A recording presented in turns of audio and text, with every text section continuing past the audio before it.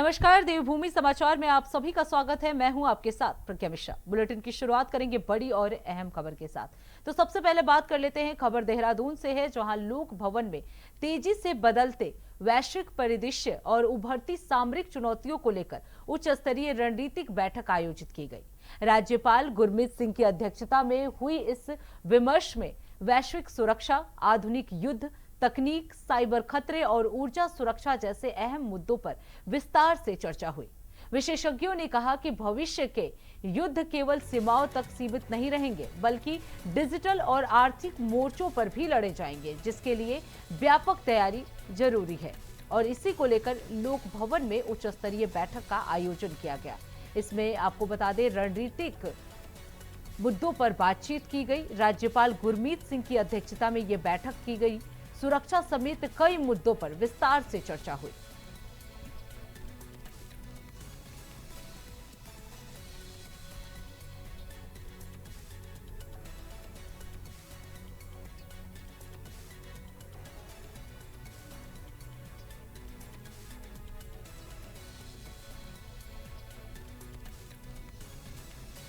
तो लोक भवन में उच्च स्तरीय बैठक का आयोजन किया गया। आपको बता दें, राज्यपाल गुरमीत सिंह की अध्यक्षता में यह बैठक की गई, जिसमें देश विश्व में चल रहे मुद्दों को लेकर, वैश्विक मुद्दों को लेकर चर्चा की गई। इसके साथ ही सुरक्षा समेत कई मुद्दों पर विस्तार से बातचीत भी हुई। तो काफी महत्वपूर्ण रहा यह बैठक।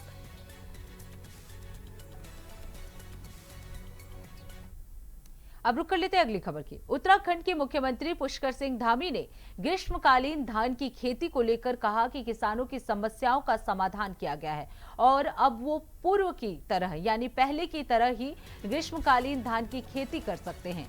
तराई क्षेत्रों में इस खेती को लेकर कई स्थानों पर प्रतिबंध लगाए जाने की शिकायत आ रही थी, जिन्हें मुख्यमंत्री ने गंभीरता से लिया। सीएम धामी ने किसानों को राहत प्रदान करते हुए ग्रीष्मकालीन धान की खेती करने की अनुमति दे दी है। इससे किसान अपनी कृषि गतिविधियां को सुचारू रूप से जारी रख सकेंगे और उन्हें किसी प्रकार की कानूनी अड़चन का सामना नहीं करना पड़ेगा। मुख्यमंत्री का ये कदम किसानों के लिए एक महत्वपूर्ण राहत है, जिससे उनकी आजीविका में सुधार होगा। मुझे बहुत सारे किसान भाई मिले और उनके प्रतिनिधि मंडल मिले, उनके प्रतिनिधि मिले और सभी ने कहा कि यहाँ पर कई बरसों से ग्रीष्मकालीन धान की खेती की जाती है, तो पहले से चूंकि तैयारी अन्य किसी फसल की नहीं है और बहुत सारा स्थान काफ़ी ज़्यादा दलदला भी है जहाँ पर केवल धान ही हो सकता है। तो इस बार हमने ये तय किया है कि ग्रीष्मकालीन धान लगाने के लिए कोई पाबंदी नहीं की जाएगी और सभी किसान भाई पहले की तरह अपनी जो है धान की खेती ग्रीष्मकालीन कर पाएंगे। मुझे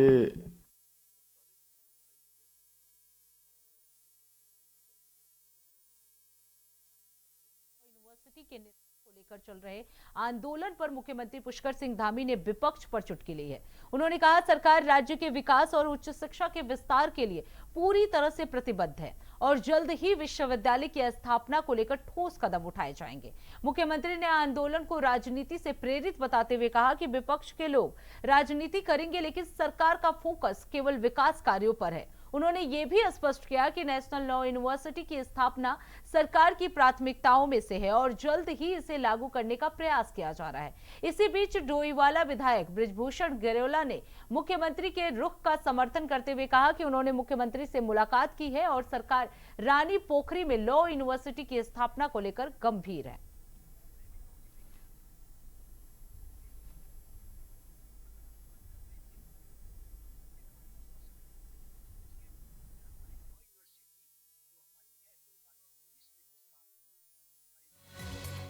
इसका भूमि पूजन किया है और इसका शासनादेश भी हुआ है और कैबिनेट से इसका निर्णय हुआ था, तो इस पे हम कहीं न कहीं हमारे विधायक जी ने कल मुझे अवगत कराया था कि कहीं पर भी वैसे यहाँ पर हमारे जो टेहरी विस्थापित हैं, जो बांध विस्थापित हैं, सभी लोग हैं और उनकी भी प्राथमिकताएं हैं, लेकिन विश्वविद्यालय बनना चाहिए वो हमारी प्राथमिकता में हमारी सरकार ने पहले से तय किया हुआ है। तो उस दिशा में हम लोग ठोस कदम उठाएंगे। हम लोग कोई फैब्रिकेटेड बातें नहीं करते हैं, केवल जो है थोड़ी देर के लिए जो है केवल सस्ती लोकप्रियता पाने के लिए, कुछ समय के लिए हम कोई काम नहीं करने वाले हैं।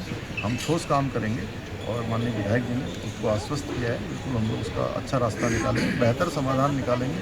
राजनीति करने वालों को थोड़े दिन का तो निश्चित तौर पर कल आप सब लोगों ने देखा कि जब वहाँ पर मैं भी मौके पे गया था, वहाँ पर कुछ लोग हमारे थे, वहाँ पर आंदोलन कर रहे थे, तो हमने भी उन्हें कहा था, आश्वासन किया था कि देखिए हमारी लॉ यूनिवर्सिटी जो हमारी है 2019 में, जिसका तत्कालीन मुख्यमंत्री आदरणीय त्रिवेंद्र जी ने जिसका भूमि पूजन किया है और इसका शासनादेश भी हुआ है और कैबिनेट से इसका निर्णय हुआ था, तो इस पे हम कहीं न कहीं सकारात्मक हम इसका वो निकालेंगे।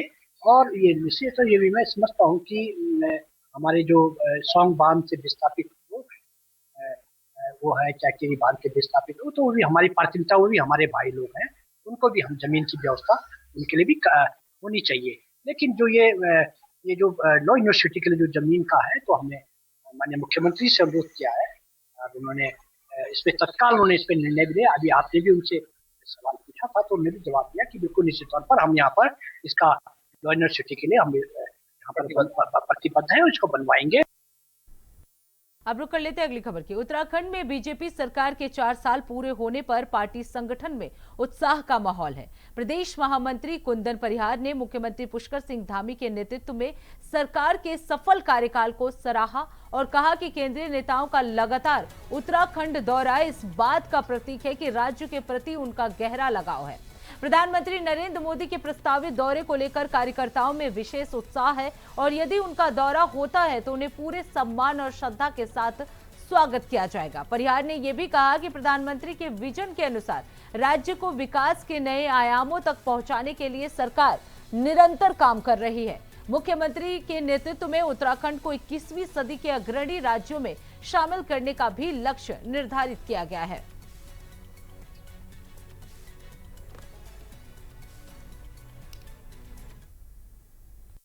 देखिए, उत्तराखंड सरकार जो भारतीय जनता पार्टी की आदरणीय पुष्कर सिंह धामी जी के नेतृत्व में चल रही है, इस सरकार के 4 वर्ष सफलतापूर्व संपन्न हुए और इसी के निमित्त हमने जो माननीय हमारे केंद्रीय नेताओं का यहाँ पर प्रवास हुआ था और हमारा सौभाग्य है कि आदरणीय प्रधानमंत्री नरेंद्र मोदी जी का भी अभी एक प्रस्तावित दौरा होने की संभावना है।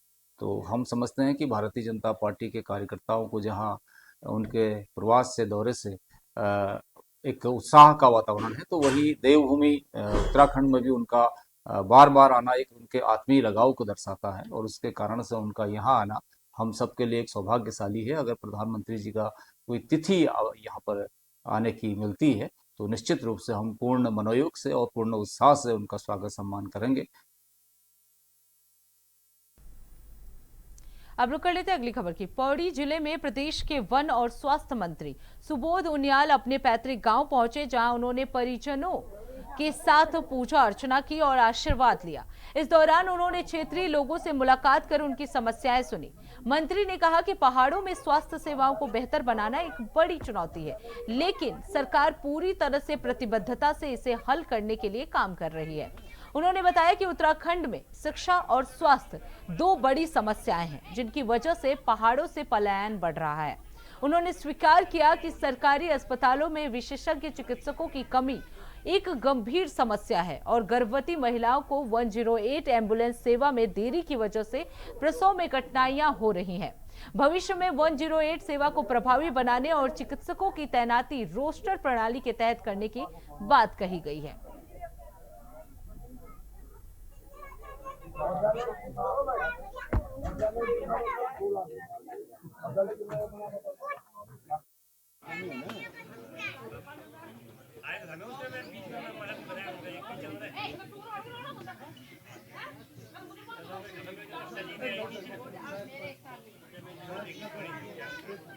जो डॉक्टर्स हैं, विशेषज्ञ डॉक्टर्स के लिए एक रोस्टर सिस्टम हम बना रहे हैं कि 6 महीने की पोस्टिंग पे डॉक्टर की 6 महीने की उसकी पोस्टिंग होगी और 6 महीने के बाद ऑटोमेटिकली वो वापस होगा और दूसरा डॉक्टर उसकी जगह जाएगा, ताकि सुदूर पर्वतीय क्षेत्रों में हमें विशेषज्ञ डॉक्टर मिल सके।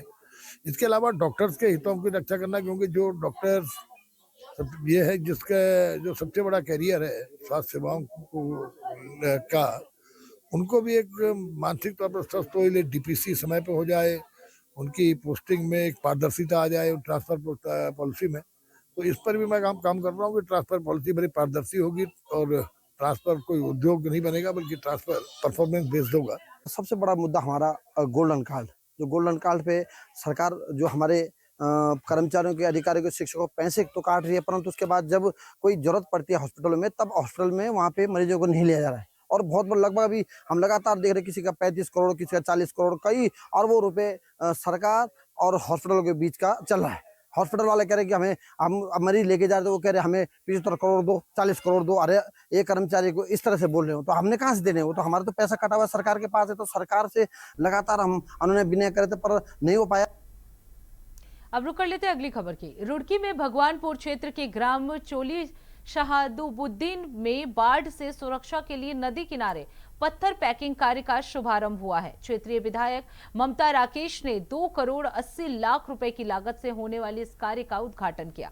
विधायक ममता राकेश ने कहा कि उन्होंने क्षेत्रवासियों से विकास कार्यों का वादा किया था और इसी वादे के तहत ये कार्य शुरू कराया गया है। पिछले वर्ष के बाद खुब्बनपुर गांव के किसानों की फसलें और ट्यूबवेल बर्बाद हो गए थे। इस बार बरसात से पहले ही पत्थर पैकिंग का कार्य शुरू करवाया गया है, जिससे किसानों और गांव वासियों को राहत मिलेगी।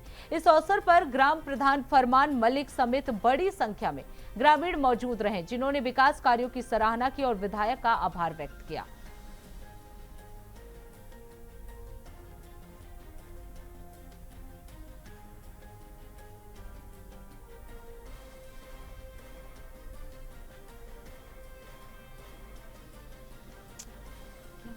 कुछ ला के देते भी नहीं, 12 बज गए।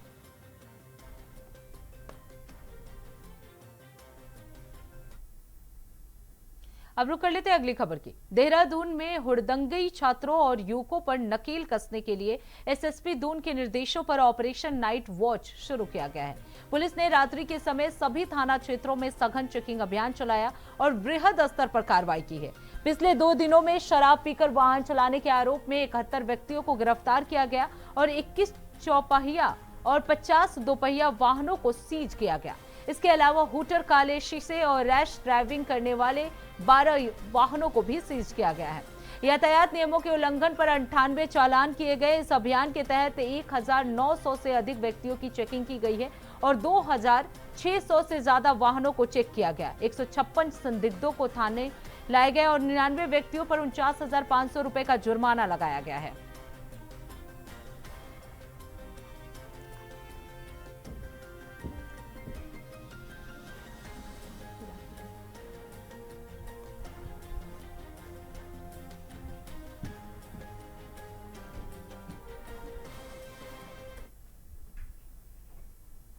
अब रुक कर लेते हैं अगली खबर की। देहरादून में सेलाकुई में अवैध गैस रिफिलिंग का भंडाफोड़ हुआ है।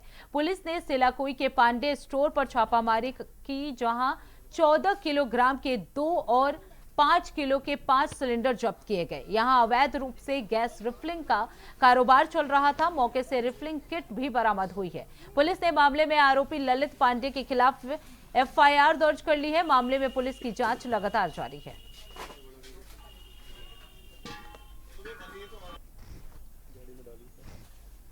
ये तो सेंटर एरिया हो गया दोनों।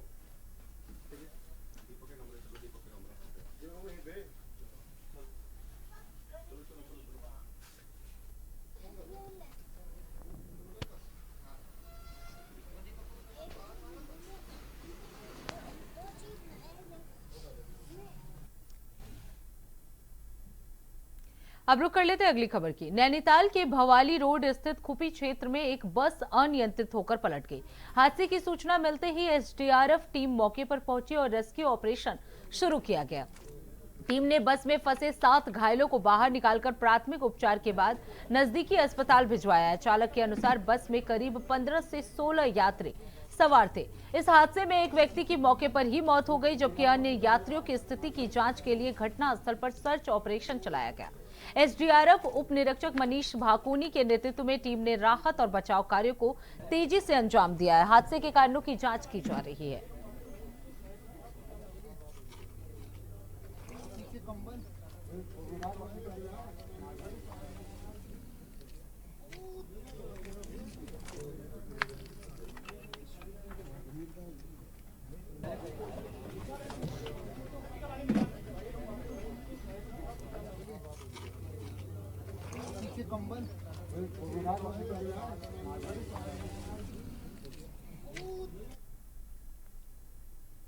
अब रुक कर लेते हैं अगली खबर की। मुख्यमंत्री पुष्कर सिंह धामी के नेतृत्व में उत्तराखंड में देहरादून हरिद्वार ऋषिकेश कॉरिडोर को स्मार्ट और जाम मुक्त बनाने के लिए CMP 2024 पर मंथन किया जाएगा। इस योजना में EBRTS, रोपवे और स्मार्ट ट्रैफिक सिस्टम जैसी महत्वाकांक्षी परियोजनाएं शामिल हैं, जो राज्य की यातायात को बेहतर बनाएंगे। देहरादून हरिद्वार ऋषिकेश के बीच लगभग 73 किलोमीटर लंबी EBRTS प्रणाली विकसित की जाएगी, जिससे आवागमन तेज और सुविधाजनक होगा। हरिद्वार में पर्सनल रैपिड ट्रांजिट और रोपवे परियोजनाएं धार्मिक पर्यटन को नया आयाम देंगे। Smart traffic management system, signalling और पार्किंग प्रबंधन से ट्रैफिक व्यवस्था को सुचारू बनाया जाएगा। इस योजना से न केवल यातायात की समस्या हल होगी, बल्कि पर्यावरणीय लाभ भी मिलेगा। CMP 2024 राज्य के विकास को एक नई दिशा देगी। तो आपको बता दें, CMP 2024 से विकसित किया जाएगा ये पूरा सिस्टम, विकसित ट्रैफिक सिस्टम किया जाएगा। इसके साथ ही आपको बता दें, EBRTS और रोपवे से पूरा उत्तराखंड का परिवहन जो है वो बदलेगा। तो धामी सरकार का ये मास्टर स्ट्रोक है, जिसमें EBRTS रोपवे से उत्तराखंड का परिवहन जो है वो बदला जाएगा। CMP 2024 से विकसित ट्रैफिक सिस्टम जो है वो किया जाएगा। इसके साथ ही आपको बता दें, यातायात की समस्या जो है वो हल होगी, साथ ही पर्यावरणीय लाभ भी मिलेगा। इस योजना से न केवल यातायात की समस्या हल होगी, बल्कि पर्यावरणीय लाभ भी मिलेगा। CMP 2024 राज्य के विकास को नई दिशा देगी। तो काफी महत्वपूर्ण माना जा रहा है ये परियोजना। इसे लेकर सरकार जो है पूरी तरह से तैयारियों में लगी हुई है। Smart traffic management system, parking प्रबंधन को लेकर ये काम किया जा रहा है। इसके साथ ही उत्तराखंड को पूरी तरह से स्मार्ट बनाने के लिए और यातायात की जो समस्या है, जो सबसे ज्यादा उत्तराखंड में देखने को मिलती है, उसके हल को लेकर ये क्रियान्वयन किया जा रहा है। इसके साथ ही आपको बता दें, इससे पर्यावरणीय लाभ भी मिलेगा। CMP 2024 राज्य के विकास को एक नई दिशा देगा। तो देहरादून में धामी सरकार का ये मास्टर स्ट्रोक परिवहन को लेकर देखने को मिलेगा।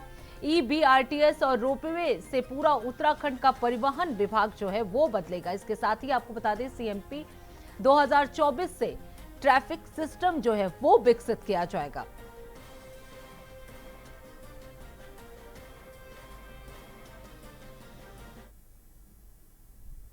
अब रुक कर लेते हैं अगली खबर की। बागेश्वर में गैस सिलेंडर की भारी किल्लत ने आम लोगों को परेशान कर दिया है। जिस स्थान में गैस सिलेंडर का वितरण होना था, वहां सुबह से ही लोगों की लंबी लाइन लग गई है। कई लोग अपने वाहन लेकर घंटों तक गैस गाड़ी का इंतजार करते रहे। सिलेंडर बंटने के दौरान भारी भीड़ और अव्यवस्था की स्थिति बन गई, जिसके बाद हालात को काबू करने के लिए पुलिस बुलानी पड़ी। लोगों का आरोप है कि समय पर गैस सप्लाई नहीं होने से उन्हें रोजमर्रा के कामों में दिक्कत हो रही है। प्रशासन जल्द समाधान की मांग की जा रही है। तो आपको बता दें, प्रशासन से जल्द समाधान की मांग की जा रही है। सिलेंडर भरवाने को लेकर ये लंबी लाइनें जो है वो देखने को मिल रही है। गैस सिलेंडर की भारी किल्लत से लोग परेशान हैं। सिलेंडर बांटने के दौरान अव्यवस्था की स्थिति जो है वो देखने को मिली, जिसके बाद से पुलिस जो है वो मौके पर पहुंची। लोगों ने प्रशासन से जल्द समाधान की मांग की है। और भीड़ यहाँ पर काफ़ी है। टाइम पे सिलेंडर की गाड़ी आई है और जरा व्यवस्था में थोड़ी दिक्कत है। कोई प्रॉपर नहीं तरीका नहीं है बांटने का लोगों का, तो एकदम अफरा तफरी का माहौल है। यद्यपि सिलेंडर आ रहे हैं, सुविधा दे रही है सरकार, परंतु सबसे बड़ी समस्या है व्यवस्था का है, सिस्टम नहीं है। अगर एक सिस्टमेटिक वे से अगर सिलेंडरों का बंटवारा किया जाता तो लोगों में इतना पैनिक भी नहीं आता। ये देखता हूँ कि लोगों को पैनिक ना करें और व्यवस्था के तहत अगर सिलेंडरों का बंटवारा होता तो ज़्यादा बेहतर। अब रुक कर लेते हैं अगली खबर की। रुड़की के लिबरहेरी में देर रात उत्तम शुगर मिल के सामने भीषण सड़क हादसा हुआ। तेज रफ्तार से आ रही एक कार पीछे से खड़े ट्रक में जा घुसी, जिससे कार पूरी तरह से क्षतिग्रस्त हो गई। हादसे में कार सवार 2 लोगों में से एक की मौके पर ही मौत हो गई, जबकि दूसरा व्यक्ति गंभीर रूप से घायल हो गया। घायल को पुलिस और स्थानीय लोगों की मदद से नजदीकी अस्पताल भेजा गया। घायल व्यक्ति ने पूछताछ में खुद को ज्वालापुर के सराय क्षेत्र का निवासी बताया। पुलिस ने घटनास्थल पर पहुंचकर जांच शुरू कर दी है और हादसे के कारणों की जांच की जा रही है। तो आपको बता दें, हादसे में कार सवार एक युवक की मौके पर ही मौत हो गई, जबकि दूसरा व्यक्ति गंभीर रूप से घायल हो गया है।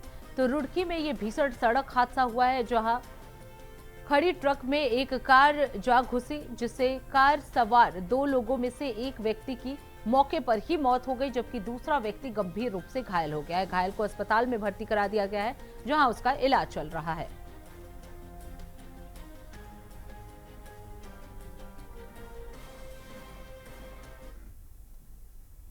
अब रुक कर लेते हैं अगली खबर की। हरिद्वार के रिहायशी इलाकों में आए दिन जंगली हाथी पहुंच रहे हैं। बीती रात जगजीतपुर इलाके की बालाजी एनक्लेव कॉलोनी में विशालकाय जंगली हाथी चहलकदमी करता हुआ नजर आया। गली से हाथी को गुजरता देख घरों में मौजूद लोग सहम गए। हाथी के गली से गुजरने का वीडियो भी सामने आया। आपको बता दें, जगजीतपुर क्षेत्र में आए दिन जंगली हाथियों के झुंड पहुंच रहे हैं। स्थानीय लोग वन विभाग से हाथियों की आवाजाही पर रोक लगाने की मांग कर रहे हैं। तो आपको बता दें, हरिद्वार के जगजीतपुर में हाथी की चहलकदमी से लोगों में दहशत जो है वो देखने को मिली। हाथियों की बढ़ती आवाजाही से स्थानीय लोग काफी परेशान हैं। वन विभाग जो है वह आवाजाही पर रोक लगाने की मांग कर रहा है। तो आपको बता दें, जगजीतपुर में हाथियों की ये चहलकदमी से लोग जो है वो दहशत में आ गए हैं। हाथियों की बढ़ती आवाजाही से स्थानीय लोग पूरी तरह से परेशान हो गए हैं और वो लगातार वन विभाग से ये मांग कर रहे हैं कि हाथियों का ये जो झुंड चहलकदमी कर रहा है उसे रोका जाए। तो हरिद्वार में लोगों के अंदर दहशत जो है वो देखने को मिल रहा है। हाथियों की बढ़ती आवाजाही से लोगों में दहशत है। वन विभाग से ये अपील की जा रही है कि हाथियों की आवाजाही जो है वो रोकी जाए। तो जगजीतपुर का ये पूरा वीडियो है, देख सकते हैं किस तरह से हाथी जो है वो इलाके में टहलता हुआ नजर आ रहा है। इसे लेकर लोगों में दहशत जो है वो फैल गई है, जिससे लोग पूरी तरह से भयभीत नजर आ रहे हैं। वो लगातार वन विभाग से ये अपील कर रहे हैं कि जो हाथी हैं उन्हें उनकी आवाजाही को रोका जाए। इलाके में वो खुलेआम घूमते हुए नजर आ रहे हैं, जिससे लोगों में दहशत जो है वो फैल गया है। तो जगजीतपुर में हाथी की चहलकदमी से लोगों में दहशत जो है वो देखने को मिल रहा है।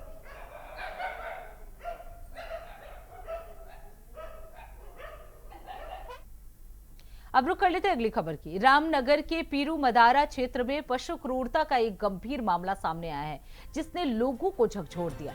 एक व्यक्ति ने कुत्ते के मासूम पिल्लों को डंडे से पीटकर बुरी तरह घायल कर दिया। घटना की सूचना डायल 112 पर मिलने के बाद पुलिस टीम तुरंत मौके पर पहुंची और कई कुत्ते के बच्चों को बेहोशी की हालत में पाया। स्थिति की गंभीरता को देखते हुए पशु चिकित्सा अधिकारी को बुलाया गया, जिन्होंने बच्चों का प्राथमिक उपचार किया। जांच के दौरान स्थानीय लोगों ने बताया कि आरोपी गोपाल सिंह ने गेहूं के खेत में खेल रहे कुत्ते के बच्चों पर हमला किया था। इस अमानवीय घटना से क्षेत्र में आक्रोश फैल गया है। पुलिस ने आरोपी के खिलाफ पशु क्रूरता अधिनियम के तहत मुकदमा दर्ज कर जांच शुरू कर दी है। अधिकारियों ने आश्वासन दिया कि दोषी के खिलाफ सख्त कार्रवाई की जाएगी। ये घटना समाज में पशुओं के प्रति संवेदनशीलता बढ़ाने की जरूरत को उजागर करती है।